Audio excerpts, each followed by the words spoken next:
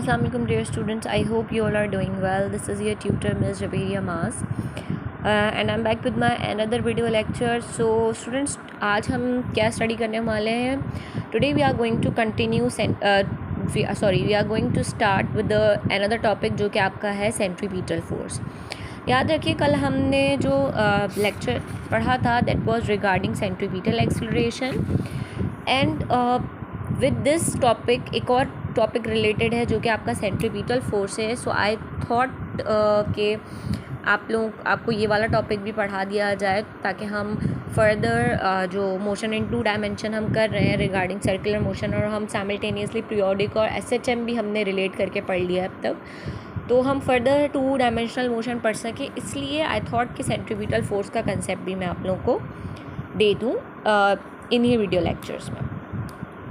कल हमने पढ़ा था सेंट्रीपिटल एक्सेलरेशन जो कि इक्वल था velocity of square upon R के. याद रखिएगा ये चीज़, is just a reminder of what we have done yesterday. अब हम एक सिचुएशन रख रहे हैं. देखिए जी, फॉर सपोज़ हमारे पास एक स्टोन है जो कि एक स्ट्रिंग से कनेक्टेड है. For suppose this is a stone and it is connected to a string and it is ये किसी के हाथ में है और दैट पर्सन, आई होप ये आपको फिगर नज़र आ रही होगी, and that string is in the hand of a person और वो उसको सर्कुलर मोशन में उसको मूव करवा रहा है. अब देखिए, ये आपका रेडियस हो गया सेंटर टू दिस पॉइंट, और आपको पता है कि जब भी सर्कुलर मोशन होता है तो एक एक्सेलरेशन जो हमने कल पढ़ी थी that is centripetal acceleration that is directed toward centre. और जो आपके पार्टिकल की वेलोसिटी का मैग्नीट्यूड है, याद रखिएगा मैग्नीट्यूड सेम रहता है और वेलोसिटी की जो डायरेक्शन है वो कंटिन्यूसली हर पॉइंट पर चेंज हो रही है. दैट इज़ वाई आपका सेंट्रीपिटल एक्सेलरेशन प्रोड्यूस हो रहा है. ये हम पहले भी पढ़ चुके हैं, सो आप प्रीवियस लेक्चर में से मज़ीद डिटेल में पढ़ सकते हैं अगर आपको कोई कन्फ्यूजन है तो. अब यहाँ पर एक जो कंसेप्ट आ रहा है वो आ रहा है सेंट्रीपिटल फोर्स का, जो कि बेसिकली आपके पास क्या है, ध्यान में रखिए कि जब भी आप किसी ऑब्जेक्ट को मूव कराएंगे इनर्शिया के अकॉर्डिंग, इनर्शिया आपके पास एक ऐसी टर्म होती है जो कि आपके पास मोशन को सेम रखने की कोशिश करती है या आपके पास जो मोशन आप करवाना चाह रहे हैं उसके अपोजिट एक्ट करती है. मतलब जो उसकी उस वक्त कंडीशन है उसको मेंटेन या रिटेन करने की कोशिश करेगी, चेंज नहीं होगा इन अदर वर्ड्स. ठीक है.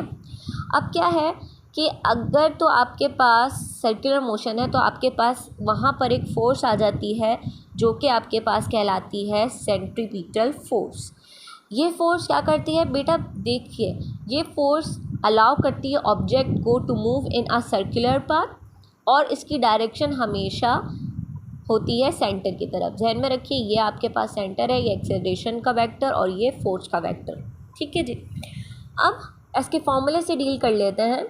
आपके पास कल हमने पढ़ा था कि एक्सेलरेशन इक्वल होता है centripetal acceleration v square upon r, जैसे मैंने पहले भी लिखा है.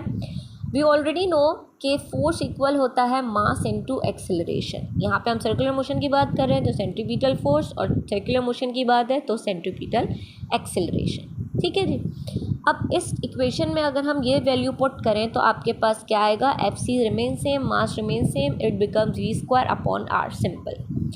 फर्दर हमें एक और चीज़ पता है कि भाई वेलोसिटी इक्वल होती है आर ओमेगा के. अगर हम ये वैल्यू इक्वेशन नंबर 2 में पुट करें तो हमारे पास क्या आएगा, एम सेम, वी की जगह आर ओमेगा होल स्क्वायर जैसे वी पर था, और R same as it is नीचे डिनोमिनेटर में. I mean F C is equal to M, simplify करेंगे R square omega square upon R. मज़ीद सिंप्लीफाई करेंगे न्यूमरेटर से डिनोमिनेटर का एक R radius cancel. So your final formula becomes as mr omega square. This is also your formula and this is also your formula. अब ये दोनों हम कब कब यूज़ करेंगे, जिस तरह पहले बताया था, इट डिपेंड्स, कल के लेक्चर में बताया था, it depends upon the numerical, upon the data, upon the situation, कि हमारे पास न्यूमेरिकल में प्रॉब्लम में सिचुएशन में क्या गिवन है तो उसके अकॉर्डिंग हम फॉर्मूला यूज़ करते हुए अपना सॉल्व कर लेंगे. याद रखिए ये चीज़ें मैंने पहले भी बताया था कि आपको वाइल सॉल्विंग इक्वेशन न्यूमेरिकल्स मैं आपको एक्सप्लेन करूँगी. बेटा जहन में रखिए इस दुनिया में कोई भी चीज़ अनपेयर्ड नहीं है. फॉर सपोज़ अगर एक चीज़ इस डायरेक्शन में है तो उसका ऑपोजिट उसी वक्त भी मौजूद है। मतलब nothing in this world is unpaired. जिस तरह आपके पास सेंट्रीपिटल फोर्स है जो कि डायरेक्टेड होती है toward centre of the circle, इसी तरह आपके पास एक फोर्स का कॉन्सेप्ट है जो कि है centrifugal force.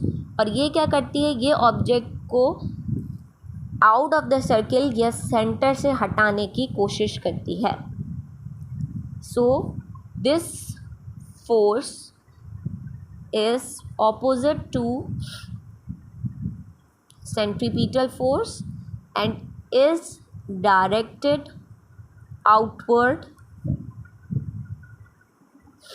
of circle or circular motion. I hope you do understand this.